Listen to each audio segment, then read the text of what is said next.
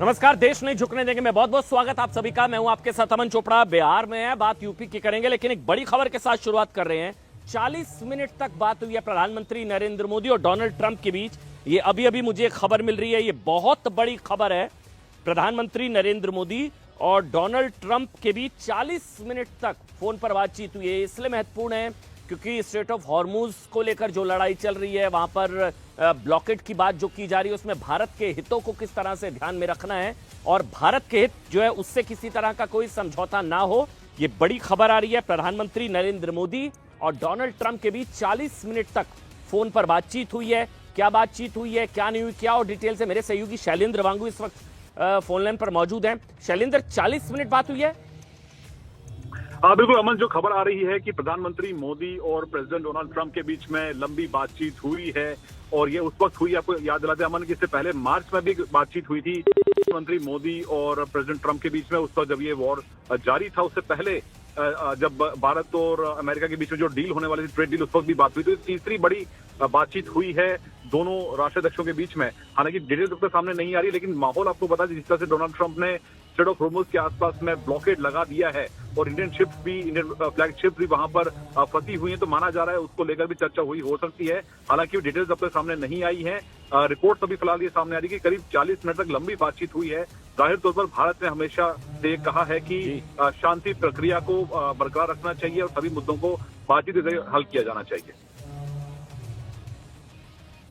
बिल्कुल शैलेंद्र, ये बड़ी खबर इस लिहाज से भी है क्योंकि बार बार इसका जिक्र हो रहा था कि जब ये युद्ध वाले हालात थे तो गैर दुश्मन देश जो हैं, यानी कि जो भारत है, जो ना ईरान का दुश्मन ना अमेरिका का, वहां भारत के तिरंगे लगे जहाजों को स्ट्रेट ऑफ हॉर्मुज से गुजरने की इजाजत दी गई थी।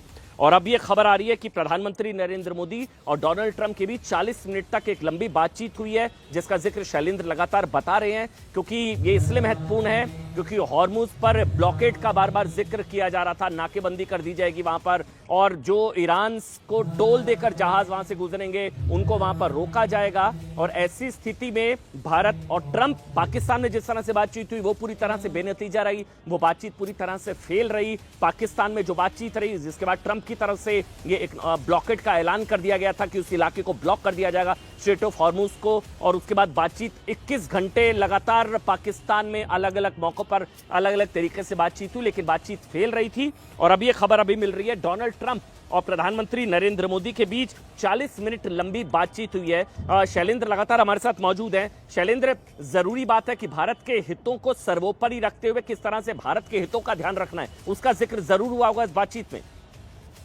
बिल्कुल, जाहिर तौर पर देखिए, ना सिर्फ जो शिप्स वहां फंसी हुई हैं, करीब करीब 15 शिप्स अभी फंसी हुई हैं वहां पर उस इलाके में, पर्शियन गल्फ में, और साथ ही साथ जो वहां से जो इंडियंस वहां पर रहते हैं, पूरे रीजन में जो इंडियंस रहते हैं, उनकी सुरक्षा का हमेशा मुद्दा रहा है।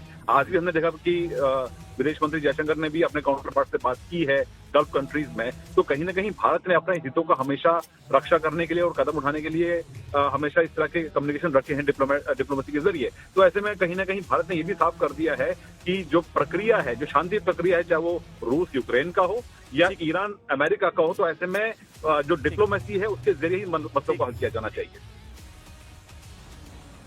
बहुत बहुत शुक्रिया शैलेंद्र, पूरी खबर हम तक पहुंचाने के लिए। 40 मिनट लंबी प्रधानमंत्री नरेंद्र मोदी और डोनाल्ड ट्रंप के बीच ये बातचीत हुई है। रणनीतिक भारत के इंटरेस्ट के लिहाज से, स्ट्रेटेजिक इंटरेस्ट के लिहाज से ये बातचीत बेहद अहम मानी जा रही है। 40 मिनट लंबी बातचीत हुई है ट्रंप और प्रधानमंत्री नरेंद्र मोदी के बीच। हम इस वक्त बिहार में